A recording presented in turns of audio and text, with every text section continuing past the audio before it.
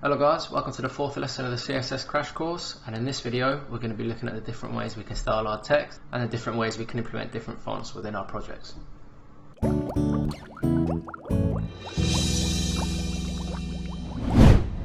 So before we get started guys, if you are interested in learning about web development so you can build your own projects in the future, please consider subscribing to the CodeLab channel, as I do post regular videos on many different topics regarding web development.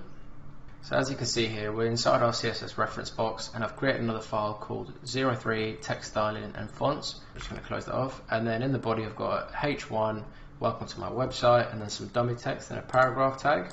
Now there are many different ways we can style our text within our HTML, so I'm just going to open up the style tag in here, and you can see I've selected the H1, and you can see all the different ways we can change our text. So what we're going to do now is just go over these one by one, and I'm just going to zoom into this a little bit just so we can see it a bit clearer. So the first thing we can do is just change the font size. So if I uncomment this, even though we've got a value of larger is still smaller than the original default styling of a H1. So what we can do to see how many pixels larger is, we can open up the inspector tool in the web browser and then hover over heading, and you can see that the value of larger is a font size of 19.2 pixels. Now we've got even more power than this, and using just words we can put in numbers ourselves. So let's just make the font size of this 30 pixels, and you can see now that our heading has a font size of 30 pixels. And we can put many different units and measurements in here. Now as you can see in the second one, we can also italicize this. So if I uncomment that, you can see now that our heading is italic. Now we can also affect the weight of our heading. So what I mean by this is essentially if we want to make it lighter or bolder. So if I uncomment this and we put in 500, you can see now that our heading is a bit thinner and less bold. Now we can make it even bolder, so we can go as high as 900, and you can see now that it's back to its original state. Now we can also decorate this with an underline, so if I comment that, we can now insert an underline.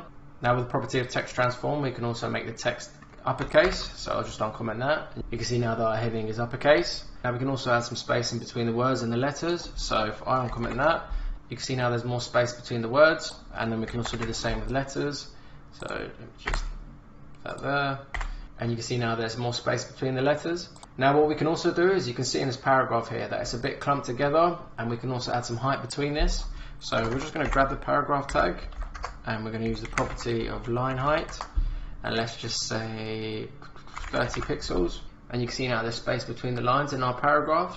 And these are the most common ways we can style our text within our projects, guys. Now the last property we're going to use to style our text, and in my opinion the most fun way, is using different fonts.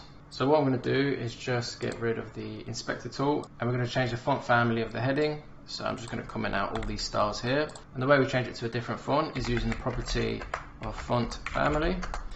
Now in projects you might typically see it like this, so Arial, Helvetica, Sans Serif. Now Arial is the first value, so this is the font family your text will show. However, some browsers may not support this, so next it comes Helvetica, and if that browser doesn't support that, the other contingency is sans serif. So these two just pretty much act as contingencies for Arial. Now these fonts are good, but the good thing about CSS is that we're not limited to these basic fonts. We can actually import other fonts, of which there's a plethora of different ones on Google Fonts. So what we're going to do now is just head into Google to show you what I mean. So we're inside Google, and we go in the search bar and write in Google Fonts, and then click on the first browser. And you can see all the different types of fonts we can use within our projects. Now what I'm going to do is use a bit more of a flamboyant one. I would never likely use this type of font, but just to show you the types of fonts available for us to use in our projects. So I'm going to grab the font Pacifico, and what we do is we'll click on this, and then we go over here and select the style. Now the good thing about Google Fonts is it actually shows us the way we can embed it into our style sheet. So you can see here it gives us the link tag, and then we put this inside our head tag. So I'm just going to copy this, and then you can see the rules that we need to specify in font family. So what we're going to do is head back into VS Code so we can use this font style. So like I said in Google Fonts, we go inside the head tag. So I'm going to go underneath the meta tag of viewport, and then I'm just going to paste it in here. Now the way we use Pacifico was single quote marks, and then we type it in here as the first value, and then we use cursive as the second value. And then if you look in the browser, you can see now that our heading has a Pacific style to it. Now we aren't just limited to one font style, we can actually implement as many fonts as we want. So let's change the font family of the paragraph dummy text. So we're going to go back into Google Font, and then I'm just going to find a more quirky font style, and let's just pick Fascinate. So we go and select style, and we go up here to view selected families. So we grab the link, then we go back into VS Code, and then we'll just go underneath the previous link and paste it in here. And then we'll go inside the paragraph selector and we'll say font, family, single quote marks, fascinate, and then contingency is cursive. And you can see now that the dummy text has changed to fascinate. Now I would never really use this type of styling, but I just wanted to demonstrate to you guys the different ways we can change our fonts within our projects. But that'll be it for this video, guys. If you did like the content, please hit the like button and please consider subscribing, and I'll see you in the next video.